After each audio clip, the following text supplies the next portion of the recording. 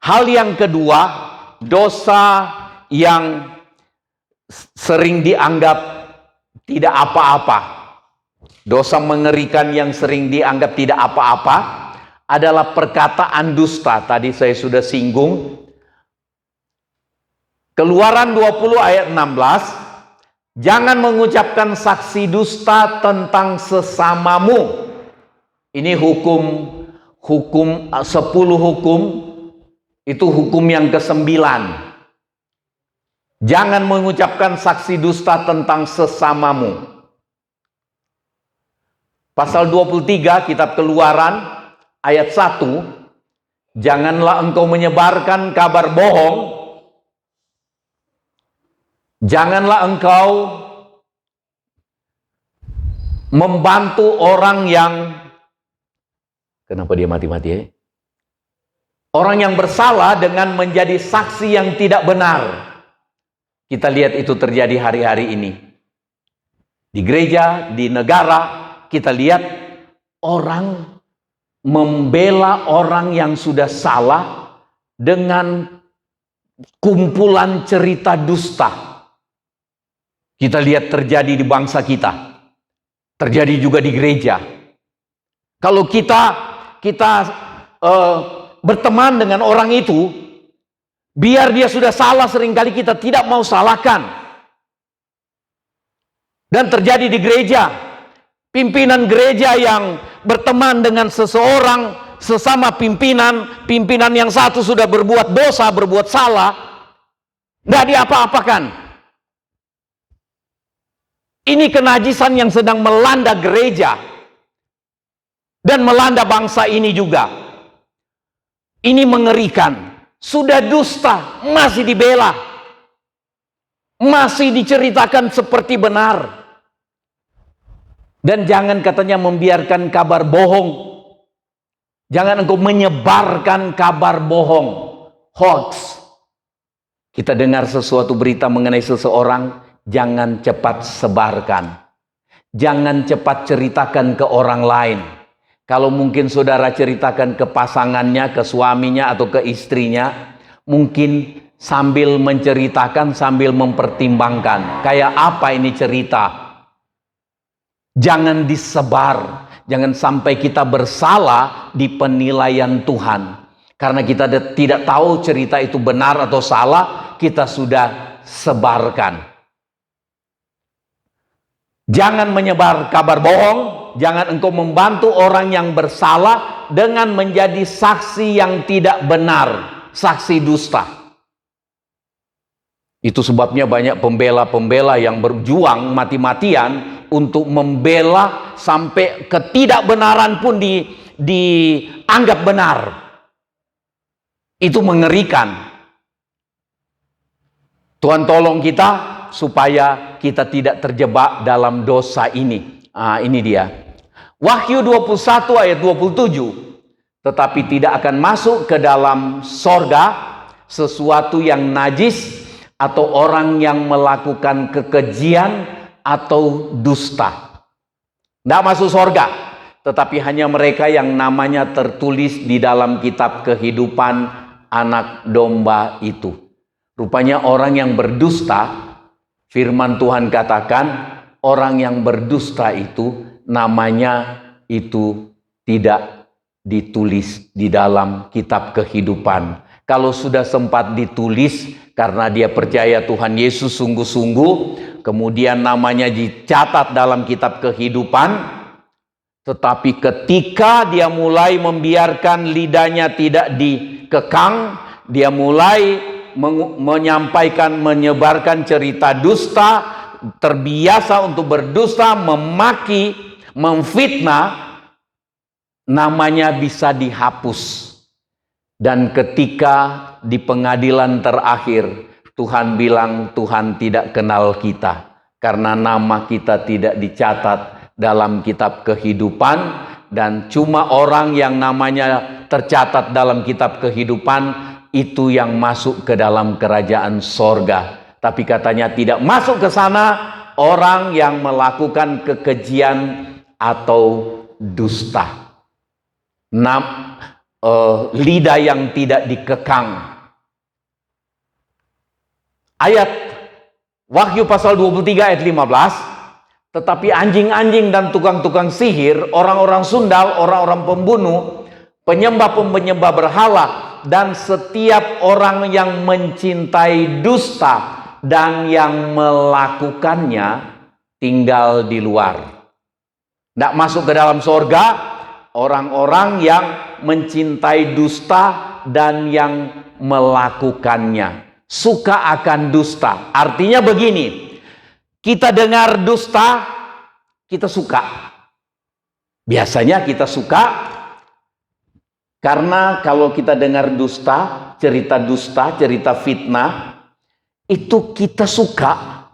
Kita ingin bahwa cerita itu benar. Apalagi kita sudah sempat sebarkan, kita ingin mempertahankan bahwa cerita itu benar, walaupun rupanya tidak benar. Kita jaga diri akan hal ini. Kita mencintai dusta. Mungkin bukan kita yang mengedarkan dusta, tetapi kita suka. Kita suka dengan dusta dan yang melakukan dusta itu. Katanya tinggal di luar, hendak selamat. Sekali lagi saya katakan, hidup kita di dunia ini berjuang supaya kita selamat. Supaya kita ketika Tuhan tentukan umur kita berakhir, kita kembali tinggal bersama-sama dengan Tuhan.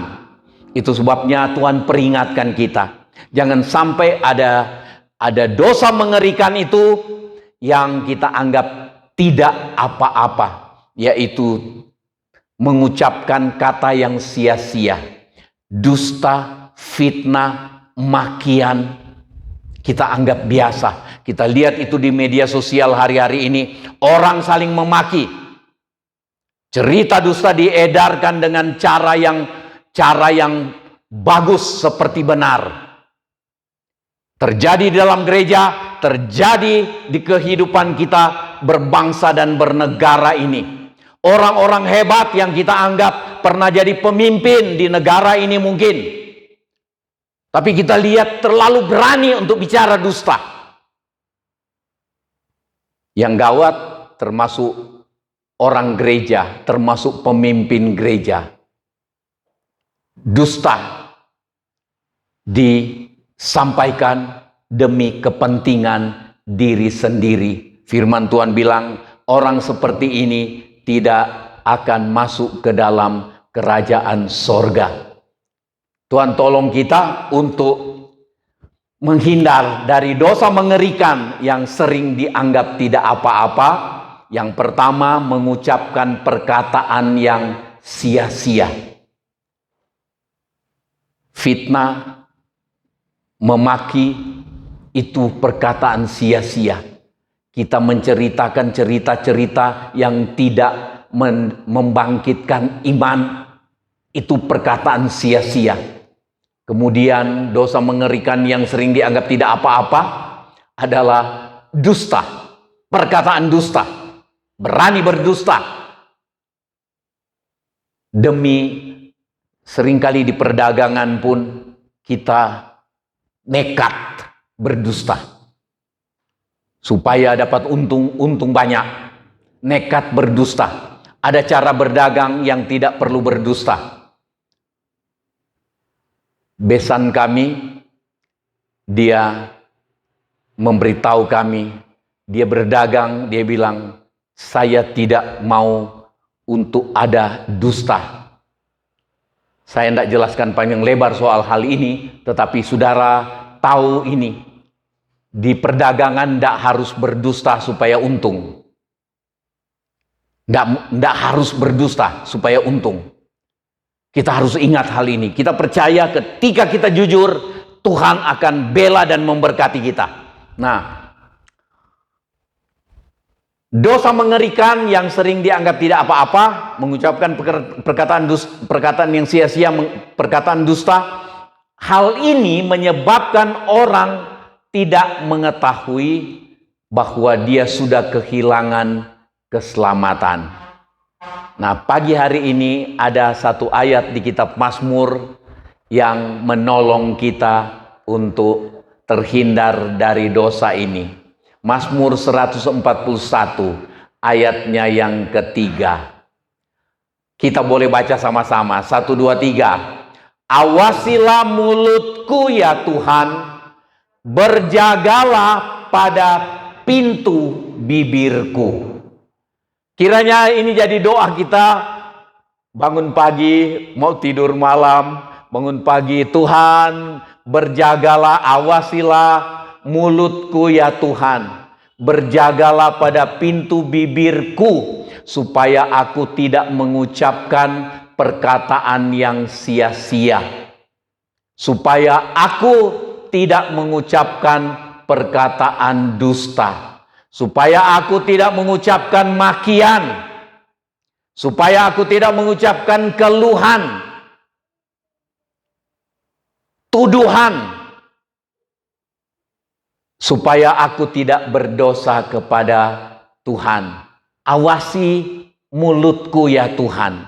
Diawasi dengan firman. Kita ingat firman, mengawasi mulut kita. Tuhan tidak akan berbuat begini ketika kita mulai ngomong yang sia-sia, tiba-tiba Tuhan pakai malaikat untuk tampar mulut kita. Tetapi Tuhan mau kita baca firman, dan seringkali Tuhan pakai orang lain untuk memperingatkan kita ketika kita mulai mengucapkan kata yang sia-sia. Minta Tuhan awasi mulutku dan berjagalah pada pintu bibirku. Itu artinya kita izinkan Roh Kudus untuk terus menegur kita ketika kita mulai salah dengan ucapan kita. Tuhan memberkati, kita siapkan hati